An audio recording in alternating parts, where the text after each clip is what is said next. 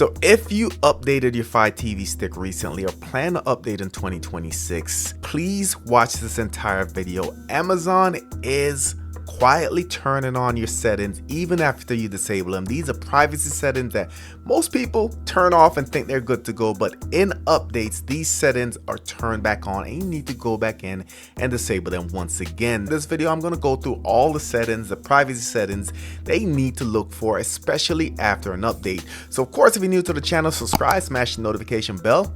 Let's jump into it.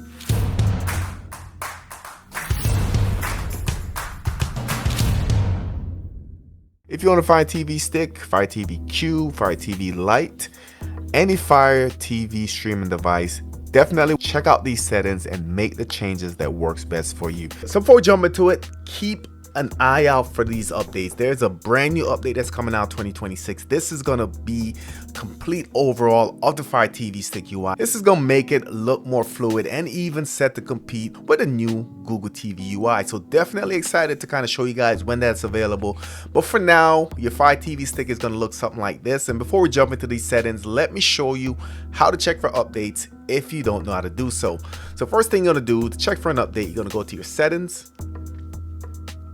You're going to go down to My Fire TV, click on About, and then you're going to go down and check for updates. So you can see my last update check was yesterday or January 18th. Let me check again. You can see that my Fire TV stick is up to date. This is the second generation 4K Max. This is completely up to date. And this is the version right there. You can see Fire OS 8.1.5.8 and it shows the build number. Now that we have the updates out of the way, let's jump into the settings that you need to go and make sure they're turned off. So first thing we're going to do is head over to our settings. But let's head over to our privacy settings, and you're going to get to that by going over to your preferences. We do have parental controls in here, and parental controls gives you the option to restrict access to videos, purchasing. So if you have children, they're really quick to buy anything that's available, whether it's from Amazon Prime or whatever the case is. But if your kids are going to be using your Fire Stick, you want to go ahead and turn this on, and that will restrict how much damage they can do as far as purchasing and watching certain types of content. So if you turn it on, it is going to ask you to enter your PIN if you haven't already set one up, and it gives you a link where you can go ahead and read. Following that URL, if you go to your Amazon page, you can see you have the option to reset your PIN. You see the options for purchase and restrictions. So to prevent accidental charges, you want to go ahead and turn that on, and this is what we can do on the Fire Stick as well. It gives you the viewing restrictions, guys, so you can play with it. Maybe you want to just have G or 7. You can see you can go ahead and you can change that, but let me just go ahead and put this back. Scroll down, it has apply viewing restrictions to all supported devices, 3rd generation. So you have a lot of different options where you can go ahead and pick specific device that you want to go ahead and apply this for. Let me switch back over to the Fire Stick and we'll try the pin and see what options we have. So the pin that I selected is 12340, and you can see it turns it on, gives you've just enabled parental controls, and it applies those settings that you did set on your browser. Click OK, and you can see that now you have PIN protected purchases, you have viewing restrictions, you have PIN protected app launches, PIN protected photos, and the option to change the PIN. So I think that's a real good feature. Like I said, if you have kids, they are going to tinker, they are going to purchase stuff, they are going to view stuff that you probably don't want them to view, so you can play with those settings. And I like the fact that in the web interface you can set this to a specific device. But if you go down to your privacy settings, let's go ahead and click on that. And this is where we're getting into the meats and bones of everything, guys. So first one is device data usage. So gives you a description to the side, tells you that use personal data collected by the operating system of this device for marketing and product improvement purposes. So if you're a really good person that just want to help Amazon by giving personal information, by all means leave that on. But for me, I know I'm going to turn that off. All right, so it gives you a breakdown. Like I said, completely up to you. For me, I'm going to go ahead and turn that off.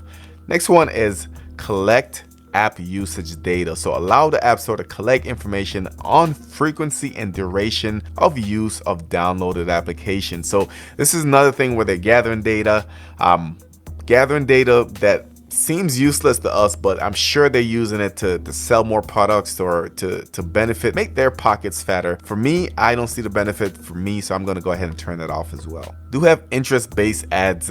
Once again, this is going to be a personal preference. The description says allow apps on the device to use your advertising ID to show interest-based ads that display products and services that might be of interest to you. Again, if you like seeing those ads and, you know, recommendations, by all means leave that on. For me, again, I'm going to go ahead and turn that off. So when you turn it off, you notice that the advertising ID, that option disappear. Every device has a unique advertising ID, and I'll go ahead and I'll blur that out. But it tells you an advertising ID is a user resettable unique random identifier we make available to apps on certain devices for advertising purposes. When you reset your advertising ID, you create a new advertising ID. So whatever the case is, I'm going to go ahead and turn that off. And now it disappears. Let's go back. Next one is going to be data monitoring, and this one I do see the use behind this one. I'm going to go ahead and turn it on so you can see the settings. So what this does, guys, if you have internet that you either have a cap or you're just curious to see how much data you're using, this can actually come in handy. So when you turn it on, you do have the option to set your video. If you set it to best quality, of course it's going to use more data, but you can go all the way to good, better, or whatever you prefer. Of course, good is going to be less data than best. So completely up to you. Like I said, this makes sense if you have a cap on whatever data you're using. We do have the option to set an alert, so maybe you only want to use 2 gigs for streaming or something like that. You can set that. When you select it, you can see you have the option that tells you that set data limit in gigabytes, your Fire TV Stick Lite. So you can go ahead and set that up. Monthly top data usage, so reports data consumption used by apps for the current billing cycle, a month specified in the data alert system. So again, just basically setting it up to let you know what data you're using, which apps are using it, and you do have the option to set an alert where you go over. For me, I have unlimited internet. I don't worry about this, but I think this can be of use to some people, so I'm going to go ahead and turn that off. A notification settings. So this is another good one. So I have mine turned off. It says do not interrupt. So turn on to hide all application notifications. So I have mine turned off, which allows application notifications and pop-ups. Like I said, for some people might want to see notifications for certain applications. I'm going to go ahead and turn mine on, and now it should block those pop-ups. Another one is app notifications. Let's go ahead and click on that. So we can go in individually and turn on or turn off notifications on each individual application. So maybe you don't want to turn off all of them. You can go into individual applications. Featured content. So manage video and audio in the featured content area on your home screen. So if you guys ever get annoyed by this right here, when you go home and you go up a little bit and then this will start playing and you have the audio just going crazy, that's exactly what the setting is. So let's go back and we'll go ahead and turn that off. So let's go back in. I'm going to turn mine off. Maybe some people actually like that, but I sure don't. So when you click on it, it gives you the option to allow video to autoplay. So I'm going to turn off the video, and you also have the option to allow audio to autoplay. I'm going to go ahead and turn that off as well. So let's go back to the home screen and we'll just go up. And as you guys can see, nothing is really happening, just a still picture, and it goes to a slideshow. So this is definitely less annoying, but it saves your data. It's one less thing for your Fire Stick to worry about, and we know that on the Fire Stick, it's all about using your resources wisely.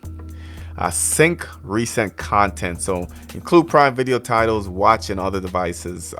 So for this, I find this useful. So maybe you're watching a Prime Video on this Fire Stick and you go downstairs to the Fire TV Cube or something you want to pick up. That's what that will do. So I would recommend leaving that on, unless really you only have one device, then it doesn't make sense. And like I said, this is a Fire Stick is a game of balancing. The more stuff you turn off, the less stuff your Fire Stick has to worry about, thus the faster it should run. Next, let's go ahead and we'll just check out my Fire TV. Developer options. So click on developer options. You have 2 options. You have ADB debugging, and you also have install unknown applications. Now, ABD debugging is one of those settings that you either want to leave it off or if you have it on, you kind of want to know what you're doing. So ADB debugging essentially is a pathway for malicious stuff to get into your Fire TV stick. So unless you have an application specifically that uses it, like mouse toggle for instance, you might want to go ahead and just turn it off. All right, so I'm gonna go ahead and turn that off. I don't think I have mouse toggle on here. I'm sure there's some other applications that uses it, but normally those apps will tell you specifically to turn off that setting. So just wrapping up, guys, these are settings that I definitely recommend at least taking a look at. Might not have the same preferences that I do, but it's worth taking a look in my opinion. So if this video helped you, hit the thumbs up, share this video, subscribe if you haven't done so already. Thank you for watching again, and I'll catch you on the next one.